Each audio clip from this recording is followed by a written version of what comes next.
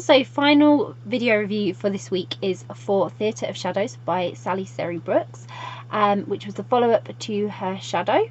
If you want to read my Goodreads review, I have just posted that, so if you're on Facebook there is a link below all the other videos, or if you're on YouTube there is a link in the description below. And this is the video review.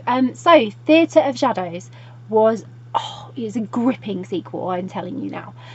So where her Shadow was point of view based from Cameron, Theatre of Shadows is point of view based for Sarah, and it really was like a book to have you hooked. I mean, I don't know the first thing about politics, but when I've been reading Sally's books, I'm suddenly quite interested. It's just told in a more refreshing way, and it makes it so much more exciting than politics actually is. Politics is not my strong suit, trust me. So with Cameron and Zara, they've finally been able to move on with their lives following everything that happened in book one. If you haven't read book one, you might want to read book one, but you don't need to read it to read this. You could read this standalone. It explains enough for you to not need to read the first book, but I recommend that you do read the first book because it's really, really good. So they're moving on with their lives. They're happy they've accepted their relationship, but it's not all as plain sailing as they would have hoped. As you know, the world of politics is a pretty rocky place anyway. Try having a personal life. Sarah's not getting one, let's put it that way. So Sarah's achieving really high goals. She's sort of making breakthrough in her political career. She's getting ahead, and she's doing really well, but the past isn't going to leave her behind. Like hers and Cameron's past and her own past and everything, it's all still lingering in the background, waiting and threatening, because you know what happens when it's politics. They start pulling things out of the woodwork if they can find it, and it's all, you never know whether it's going to come along and damage your career.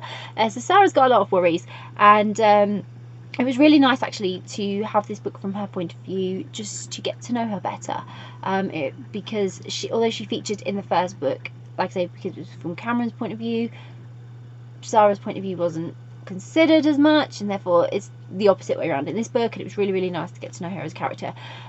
So her life in politics is going quite well. She finds herself thrown in a bit of a deep end when there's a major attack, a terrorist attack, and therefore she's sort of thrown into the limelight, helping out with that and doing her piece as a politician, and magically ends up Prime Minister. So she becomes Prime Minister, and she's just, it comes with new high level security, doesn't it? And it comes with new high level ground and new high level worries, I guess is one way to put it.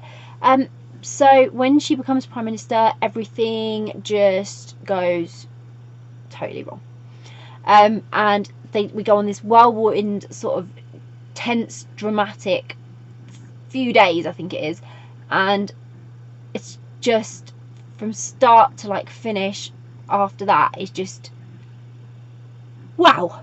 Yeah, it was quite intense. There were some really nail-biting moments, and I was really scared and worried for a few of them, but we got there in the end, so that's the main thing, isn't it? As long as we end cute, we're cool. So these major events, it was really interesting to see how they're dealt with, and to see how Sarah was going to handle them. And the one thing I can say is if we had more politicians like Sarah in the world, we might actually have a better world. She's a really good politician. She's a really good Prime Minister. So yeah, so Sarah for Prime Minister, definitely I would vote for her. She's cool.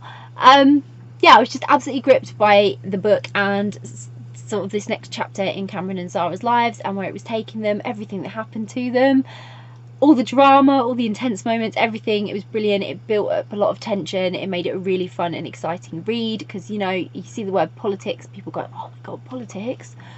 No, it's not like that. It's so exciting. It's not politically heavy, but it's centered around a world of politics, so it does give you some insight, which is brilliant.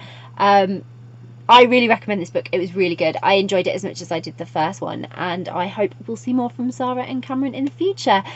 So I'll pop a link in the description so you can go and grab a copy of the book, and if you do, I hope you enjoy it. If you've read Theatre of Shadows by Xerri-Brooks, please let me know. Please let me know what you thought of it. If you have it on your to-read list or you're planning to read it again, please let me know, because it's always great to hear what you're interested in. And if you do read it, I really, really hope you enjoy it. Bye!